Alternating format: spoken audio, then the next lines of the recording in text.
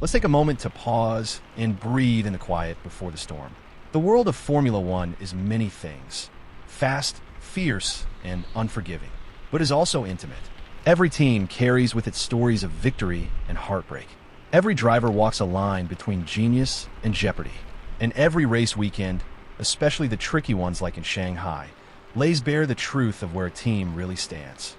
As of now, Red Bull Racing, a team that has dominated headlines, smashed records, and captivated fans over the past few years, finds itself in unfamiliar territory.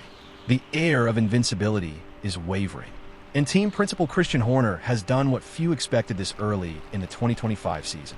He's acknowledged that Red Bull's grip on the Constructors' Championship is slipping, and unless something changes, and fast, the dream of reclaiming the title may remain just that, a dream. Let's rewind a bit. In recent years, Red Bull carved out a dynasty that many thought would last a decade. They had the rocket ship machinery, they had the personnel, and in Max Verstappen, they had the relentless, no-nonsense gladiator.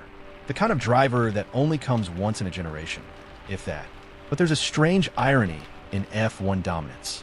It creates pressure, yes, but it also demands balance. Because no matter how far ahead one driver finishes, Formula One remains a team sport. And in 2024, that team dynamic crumbled. Verstappen still soared, defiant, determined, deadly consistent.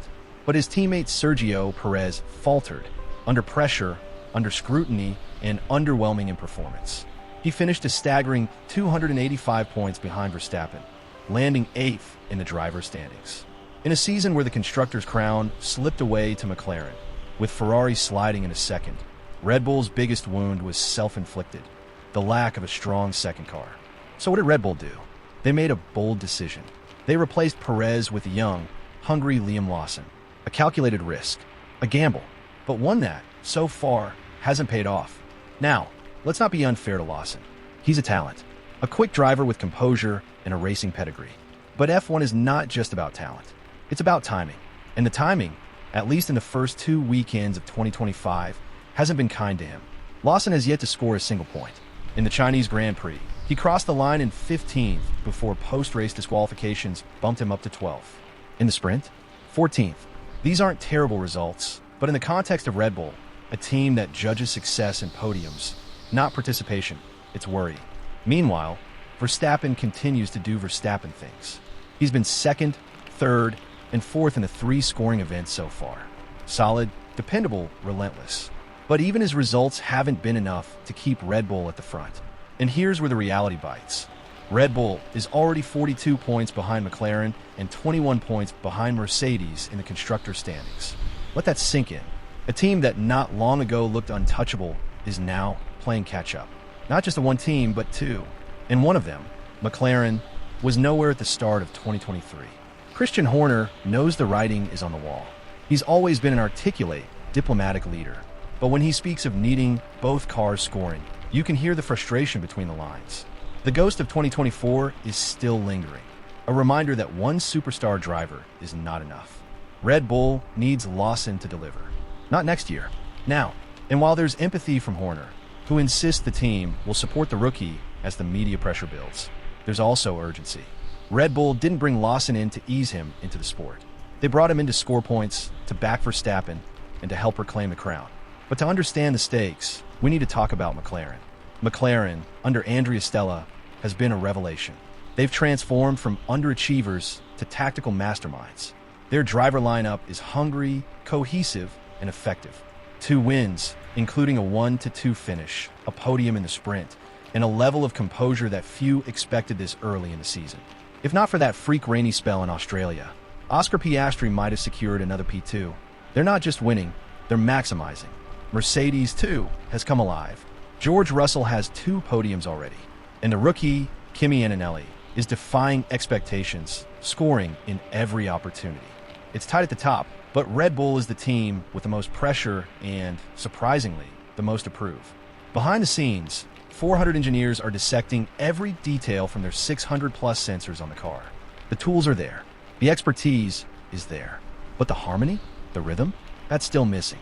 Christian Horner said something else that stood out. You never say never. He's right.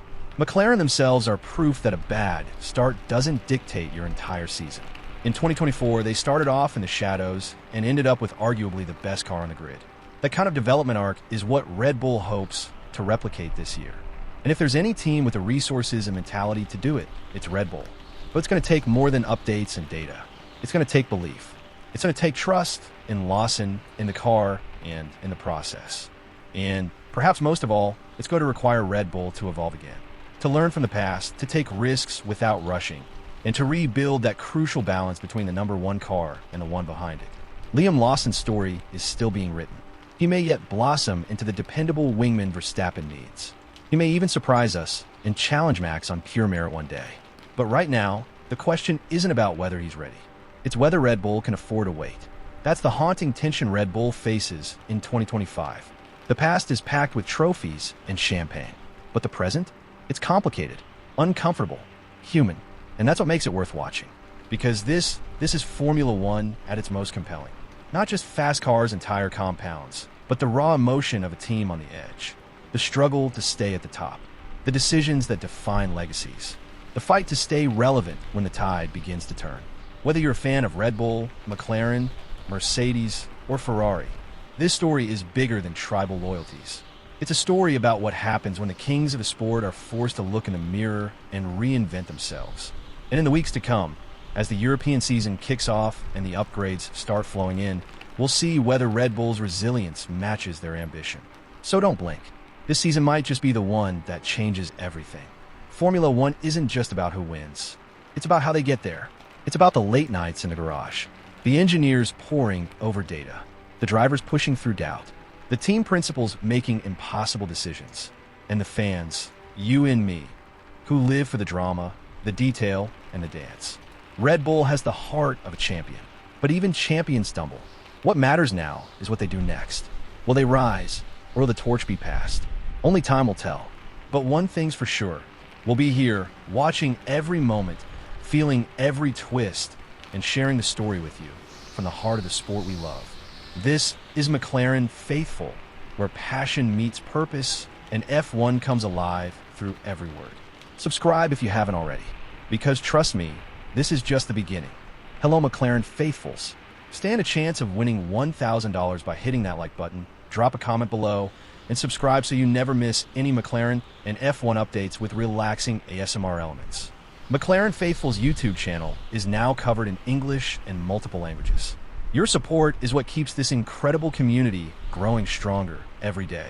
It costs you nothing to like and subscribe, but it helps the channel tremendously. Let's continue the conversation and share our passion for McLaren and F1 together. As a YouTube member, you can also discover my journey as a passionate creator navigating life with challenging disabilities. Despite the obstacles, I'm determined to follow my dreams and share my love for McLaren and F1 with the world. By becoming a YouTube member, you'll not only be supporting my dream, but you'll also gain access to exclusive content, including untold stories of legendary F1 drivers and much more. Your support can truly make a difference in my life, helping me continue to do what I love. Join McLaren Faithful's membership below and enjoy.